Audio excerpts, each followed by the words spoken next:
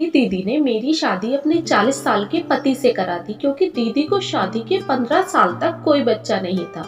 दीदी चाहती थी कि मैं उन्हें बच्चा पैदा करके दूं। महज 19 साल की मैं और 40 साल के जिया जी, बिस्तर पर तालमेल बैठाना कितना मुश्किल था। नमस्ते, मेरा नाम है मधु। हम 6 बहनों में मैं सबसे छोटी थी। जब बड़ी दीदी की शादी हुई तब मैं 2 साल की थी।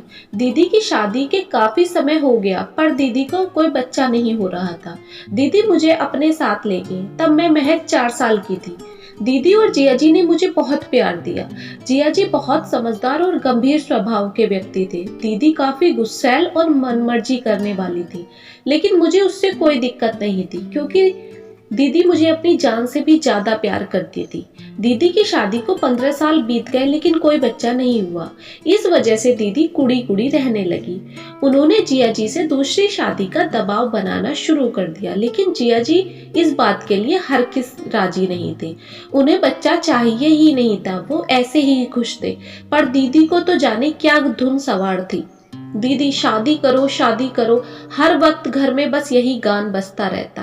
आखिर दीदी जीत गई और जिया जी शादी को हाँ कर दी। काफी लड़कियां देखी गईं पर दीदी को कोई पसंद नहीं आई। एक दिन दीदी मेरे मायके गई और पापा से मेरी शादी जिया जी से करने की बात करने लगी। पापा गुस्सा हो गए। तू पागल है, अभी उम्र ही क्या है उसकी।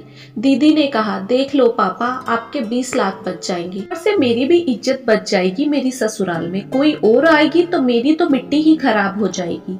आपकी दोनों बेटियां एक साथ कम से कम खुश तो रहेंगी। पापा को बात समझ आ गई। पापा ने हाँ कर दी, लेकिन जिया जी को यह रिश्ता हरगिज मंजूर नहीं था। उन्होंने दीदी से साफ लफ्जों में कह दिया, मधु मेरी बेटी जैसी है, मैं उससे कभी शादी नहीं करूंगा। और मैं मानो एक रबड़ की गुड़िया की तरह खामोश। मेरी किस्मत का फैसला लिखा जा रहा था, पर किसी ने मुझसे पूछना जरूरी नहीं समझा। पापा और कुछ रिश्तेदारों के समझाने से जिया जी मान गए। बेहद साधारण तरीके से हमारी शादी हुई। तो दीदी मुझे अपनी जगह जिया जी के पास सोने भेजने लगी, लेकिन मेरे और जिया जी के बीच कुछ नहीं था। दीदी मेरे हर पीरियड पर नजर रखती। जैसे ही मुझे पीरियड आता दीदी का मुंह बन जाता। एक दिन दीदी मुझे डॉक्टर को दिखाने लेके गई, लेकिन डॉक्टर ने मेरी सारी जांच करके दीदी को सच बता दिया।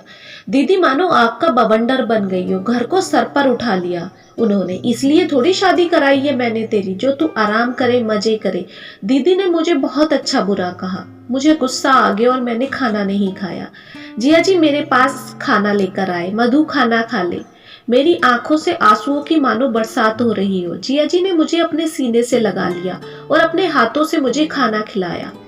मधु, अगर तू इस शादी से खुश नहीं है तो मैं तुझे तलाक दे दूंगा, पर तू ऐसे तिल तिल करके मत मर। मैं बस तुझे खुश देखना चाहता हूँ। तेरी दीदी को मैं संभाल लूंगा। जी जिया जी, मुझे आपसे तलाक नहीं चाहिए। आपने कभी मेरी बिना मर्जी के मुझे छुआ तक नहीं। आपके जैसा इंसान मुझे शायद दोबारा नहीं मिलेगा। कहते हुए जिया जी को मैंने गले लगा लिया। उस रात जिया जी ने मुझे वो प्यार दिया जिसकी मैंने कभी कल्पना भी नहीं की थी।